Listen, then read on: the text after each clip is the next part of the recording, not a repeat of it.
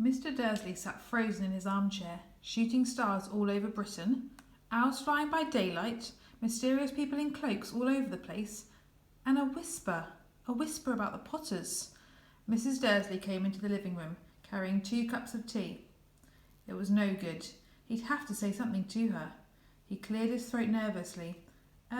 Petunia, dear, you haven't heard from your sister lately, have you? As he had expected, Mrs. Dursley looked shocked and angry. After all, they normally pretended she didn't have a sister. No, she said sharply. Why? Funny stuff on the news, Mr. Dursley mumbled. Owls, shooting stars, and there are a lot of funny people looking in town today. So, snapped Mrs. Dursley, well, I just thought maybe it was something to do with, her lot. Mrs. Dursley sipped her tea through pursed lips. Mr. Dursley wondered whether he dared tell her he'd heard the name Potter. He decided he didn't dare. Instead, he said as casually as he could, their son, he'd be about Dudley's age now, wouldn't he? I suppose so, said Mrs. Dursley stiffly. What's his name again? Howard, isn't it? Harry. Nasty common name, if you ask me. Oh, yes, said Mr. Dursley, his heart sinking horribly. Yes, I quite agree. He didn't say another word on the subject as they went upstairs to bed, while Mrs. Dursley was in the bathroom. Mr. Dursley crept to the bedroom window and peered down into the front garden.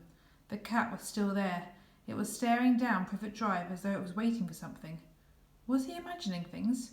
Could all this have anything to do with the Potters? If it did, if it got out that they were related to a pair of, well, he didn't think he could bear it. The Dursleys got into bed. Mrs. Dursley fell asleep quickly, but Mr. Dursley lay awake, turning it all over in his mind. His last comforting thought before he fell asleep was that even if the Potters were involved, there was no reason for them to come near him and Mrs. Dursley. The Potters knew very well that he and Petunia thought about them and their kind. He couldn't see how he and Petunia could get mixed up in anything that might be going on. He yawned and turned over. It couldn't affect them. How very wrong he was.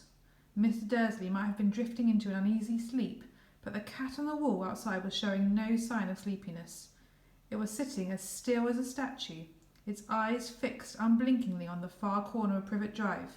It didn't so much as quiver when a car door slammed in the next street, nor when 2 owls swooped overhead. In fact, it was nearly midnight before the cat moved at all. A man appeared on the corner. The cat had been watching. Appeared so suddenly and silently you'd have thought he'd just popped out of the ground. The cat's tail twitched and its eyes narrowed. Nothing like this man had ever been seen in Privet Drive. He was tall, thin, and very old, judging by the silver of his hair and beard, which were both long enough to tuck into his belt. He was wearing long robes, a purple cloak which swept the ground, and high-heeled buckled boots. His blue eyes were light, bright, and sparkling behind half-moon spectacles, and his nose was very long and crooked, as though it had been broken at least twice. This man's name was Albus Dumbledore. Albus Dumbledore didn't seem to realise that he had just arrived in a street where everything from his name to his boots was unwelcome. He was busy rummaging in his cloak looking for something, but he did seem to realise he was being watched, because he looked up suddenly at the cat, which was still staring at him from the other end of the street. For some reason, the sight of the cat seemed to amuse him. He chuckled and muttered, I should have known. He had found what he was looking for in his inside pocket. It seemed to be a silver cigarette lighter. He flicked it open, held it up in the air, and clicked it. The nearest street lamp went out with a little pop. He clicked it again. The next lamp flickered into darkness. 12 times he clicked the put-outer, until the only lights left in the whole street were 2 tiny pinpricks in the distance, which were the eyes of the cat watching him. If anyone looked out of their window now, even beady-eyed Mrs. Dursley, they wouldn't be able to see anything that was happening down on the pavement.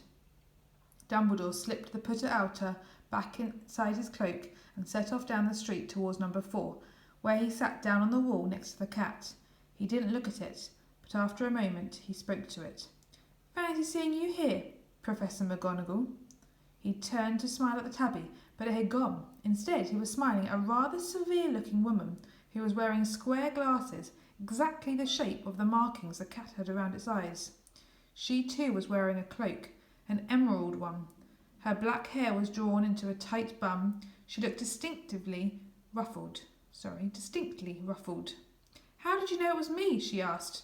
My dear Professor, I've never seen a cat sit so stiffly. You'd be stiff if you'd been sitting on a brick wall all day, said Professor McGonagall. All day? When you could have been celebrating? I must have passed a dozen feasts and parties on my way here.